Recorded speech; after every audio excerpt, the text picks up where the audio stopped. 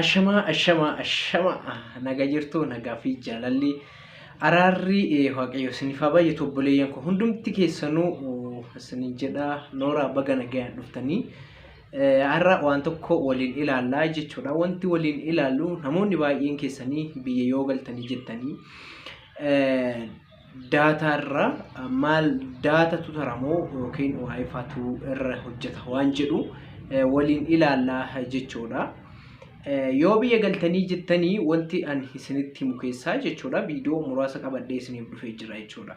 Daataa guyya guyyaan guutuu irra waayifaa bitattanii fayyadamutu taraa jechuudha.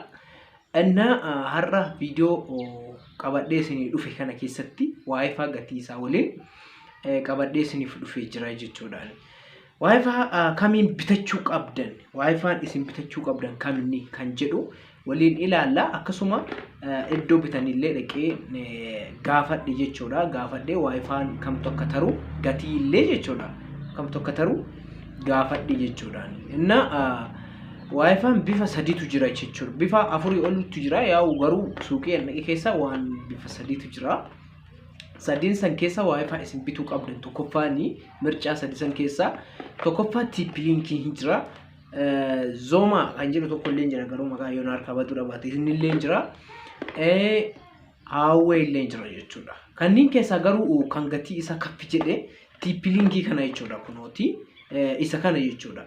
Naaf ammootu namatu naaf biti naan jedhanii na ergatanii naaf bititi naaf ergii waan jedhamee birrii narratti ergatanii jennaan biteeti birrii qarshii 500 fi qarshii 5,000 fi 500 bitee jechuudha. Waayifaa TP-Linkii kana jechuudha. Akkasuma Huawei illee 4,000 fi wayi jedhan jechuudha. Iddoo dhaqee gaafadhe sanitti gaafadheera viidiyoo asirraa naannoo isaa irratti ilaaltu jechuudhaani. Garuu paaworitti illee hojjetitti illee iddoo niitoorkiin jiru kamittuu TP-Linkiin kun hojjetaa jechuudha asirratti jechuudha. Inna paaworii illee baay'ee bareedduu qabdi. Zoma illee baay'ee bareeda. Huawei illee baay'eetti mirteedha. Oriijinaali jechuudha Huawei illee. Kanaafi mee viidiyoo muraasa daqiiqaa tokkoof wayii kan magaalaa keessa dhaqee gaafadhe isa san waliin ilaallee walitti deemina jechuudha.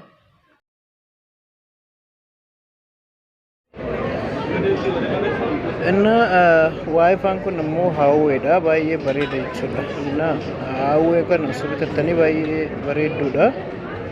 Huawei kun immoo 4,000 fi gatiin isaa immoo 4,000 mega 4,500 jechuudha gatii isaa jechuudha. Huawei ni 4,500.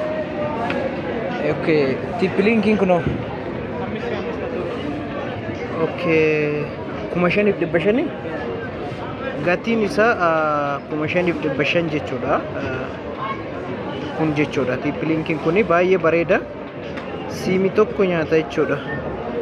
Inna meegaabaaytii isaallee 4 silkii meeqa fayyadamuu danda'a? Aga silkii 8 ol jechuudha. Silkii 8 yookiin 10 ol itti fayyadamuu danda'a jechuudha namni. Akkasuma kunooti nama 8 ol jira. Meegaabaaytii 4 jechuudha. Namni kun ishee illee fayyadamuu danda'a. Inna inni kun illee baay'ee bareeda. Har'a caalatti Huawei illee mirteedha. Kana isiniin jedha kana fakkaata. Kan biraallee hin jiran Zomaan jedhan tokko illee jira. Yoo jiraate meeshaas hin barbaade gatii isaallee ilaalee isiniif fida jechuudha. Akkuma argitanii gaafadhe jechuudha. Garuu gatii isaanii wallee yaggin ammoo paaworitti ammoo Huawei hin tara. Maaliif akka inni gatii isaa gadi bu'e bicha sirriitti xaxxaarraa hin gaafanne jechuudha. Inna viidiyoon har'a isin qabadhee dhufe gatii waayifaa akkamii bituu qabdan yookiin kan jedhu mircaa kiyyaanii isa isinii marate jechuudha. TP-Linkii kana yoo biyya duubas namni biyya duuba jirtus biyyaan duuba jirtanis TP-Linkii bitadha. TP-Linkii bitadhaati biyya galaa yookiin TP-Linkii yookiin Huawei jechuudha. Kanneen lamaan keessaa tokko bitattanii galtan taanaani baay'ee bareedduudha jechuudha. Gin baadiyyaatti hojjechuu hin danda'u jettee waayifaan kunniin jechuudha. Na baay'ee irra deddeebi'ee baadiyyaa dhaqeeraan jechuudha. Dhaqee hin hojjetu jechuudha baadiyyaatti. baadiyyaa keessatti akkuma niitoorkiin si rakkisu san isii illee niitoorkii silkii waliin hojjetti jechuudha. Baadiyyaatti silkiin kan kee fixinatiin daataadhaan baadiyyaa si hojjeta taanaan isii illee baadiyyaa si hojjetti jechuudha. Niitoorkiin silkiitii fi waayifaan wal faana deemti. Innaa kana fakkaataa waayifaa akkanaa bitadha isin jedha. Viidiyoo itti aanuun ammootu namoonni ijoolleen garaagaraa gatii televezyiinii, firiijii akkasuma gatii laaptooppii garaagaraa jedhaa jirtu. Keessaan jechuudha. Inna viidiyoo sanis yoo waan na gargaare qarratsee gatii isaa waliin bareechee isiniif fida jechuudha. Inna kanaaf namni hundumti keessanuu viidiyoo kana namni daawwataa jirtu laayik godhi, sabiskiraayib gochuu hin dagatinaa jedha. Viidiyoo adda isiniif dhufe isa kana fakkaataa isin jedhaa viidiyoo itti aanuun walitti deebinuu fi nagaan tura turtii gaarii isiniif haa ta'u. Waddaachuu baay'ee isin jaalladha. Nagaan tura. Baay'ee.